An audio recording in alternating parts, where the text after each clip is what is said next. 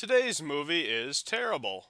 It stars punk number one from Terminator Genesis, Discount Tim Roth, a fat joke, enough from the clown, and someone who should not be allowed to recite dialogue in front of a camera ever again. The only talented person involved in this entire project is Tom Sizemore, and he only has a story by credit. He's not actually in it. The Asian Connection is one of those lovers on the run type movies like Badlands or True Romance or Wild at Heart, or Bonnie and Clyde versus Dracula. But whereas those are five of the greatest movies ever made, this is nothing more than a very typical direct-to-video action movie, with bad acting, a cliche storyline, and bad acting. Punk number one and Discount Tim Roth play bank robbers. They hit a bank and steal money that is owned by evil mobster Steven Seagal, who sends his right-hand man after them. The right-hand man decides to betray Seagal, and instead forces the robbers to rob more of Seagal's banks by threatening to kill Punk number one's girlfriend. But eventually, Discount Tim Roth gets killed, and Punk number one recruits his terrible actress girlfriend to complete one last heist. Let's talk about Seagal for a second. This is kind of a strange role for him. Outside of Machete, I've never really seen him play a villain. Historically speaking, his massive ego has required that he always be the big hero, even in supporting roles. This is more of a late-period Bruce Willis role than a Seagal one. Villainous mobster bosses who do nothing but sit around and give orders are his specialty. That being said, Seagal does put more effort into this than Bruce Willis did in the strikingly similar action heist movie Precious Cargo a few weeks ago. It's bad effort, certainly. A scene in which Seagal knocks out a bunch of 30-year-old boxers with one punch each was pretty funny. But at least he,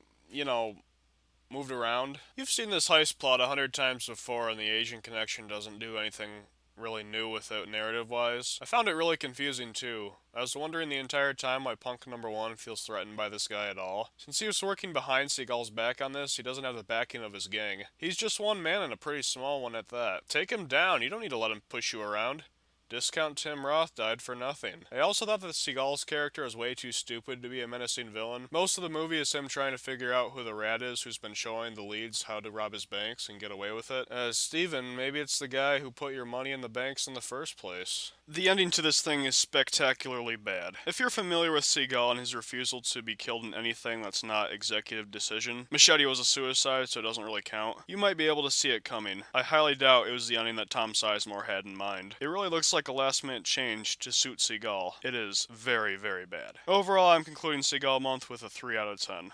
And if you're interested, I also reviewed Kindergarten Cop 2, and it was taken down by YouTube pretty much instantaneously. I repackaged the copyright material-free grindstone cut of the video as a little bonus for this episode. Please enjoy. Today's movie is Kindergarten Cop 2, the very timely and completely necessary sequel to a movie that people definitely remember. This movie has Dolph Lundgren taking over the leading role because Arnold Schwarzenegger's not quite washed up enough yet. Honestly, this movie didn't leave much of an impression on me, good or bad. It was like watching a commercial.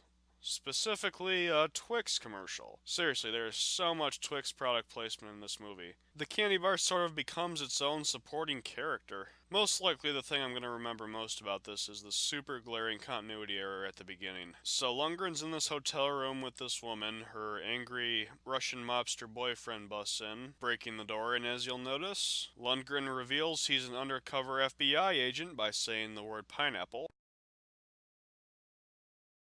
And the FBI comes breaking in through the door that was already broken 1 minute ago. It was even shown broken in the previous shot. How do you mess up something that badly? So Lundgren needs to solve a case by finding a flash drive that he thinks is hidden in a kindergarten classroom. So he goes undercover as the student's new teacher, and hijinks ensue as the old-fashioned tough guy cop realizes he doesn't fit in a progressive West Coast school. This is one of the more high-profile direct-to-video releases I've reviewed on this show, and I imagine you'll get a lot of other people reviewing this calling it the worst thing ever made. I don't see it like that. It's not funny, it's not exciting, but it goes down easy, it's watchable. It's not painful. Overall, its biggest crime is probably just being forgettable. I did like this scene in which Lundgren takes down the non-copyrighted version of the Rainbow Fish book.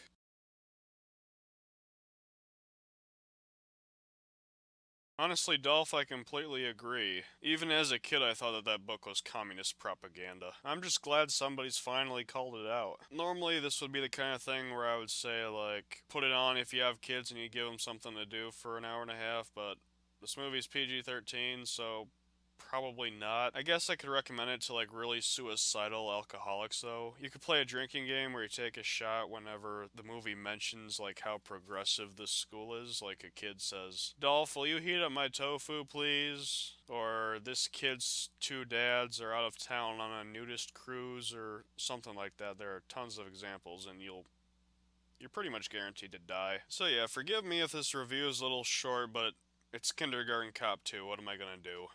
Overall, I give it a 4 out of 10.